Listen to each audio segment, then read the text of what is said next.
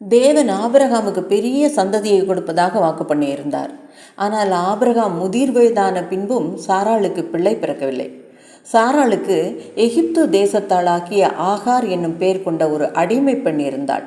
சாராள் ஆபிரகாமிடம், நான் பிள்ளை பெறாதபடிக்கு கர்த்தர் என் கற்பத்தை அடைத்திருக்கிறார், என் அடிமை பெண்ணோடே சேரும், ஒருவேளை அவளால் என் வீடு கட்டப்படும் என்றால் ஆபிரகாமும் செவி கொடுத்தார். ஆகார் கர்ப்பவதியானதும் தன் நாச்சியாரை அற்பமாக நினைத்தாள்.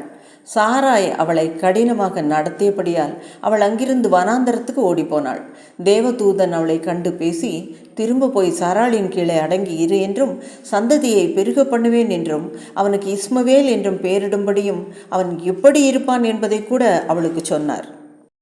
என்னை காண்பவரை நானும் இங்கு கண்டேன் அல்லவா என்று சொல்லி தன்னோட பேசின தேவனுக்கு நீர் என்னை காண்கிற தேவன் என்று பெயரிட்டாள். தூதனின் வாக்கை நம்பி ஆகார் திரும்பினாள். வாக்கு தத்தத்தின்படி சாராளுக்கும் பிள்ளை பிறந்தது. குழந்தைகளால் பிரச்சனை ஏற்பட்டது. மீண்டும் ஆகாரை சாராள் வெறுத்தாள். ஆபிரகாமிடம் அவளை துரத்துபடி சொல்லிவிட்டாள். ஆபிரகாமுக்கு இது வருத்தமாக இருந்தாலும் ஆண்டவர் அவனை தேற்றியதால் ஆகாரிடம் அப்பத்தையும் ஒரு துருத்தி தண்ணீரையும் கொடுத்து அனுப்பி வைத்தார். ஆகார் வனாந்தரத்திலே அலைந்து திரிந்தாள். துருத்தியில் இருந்த தண்ணீரும் செலவழிந்து போனது.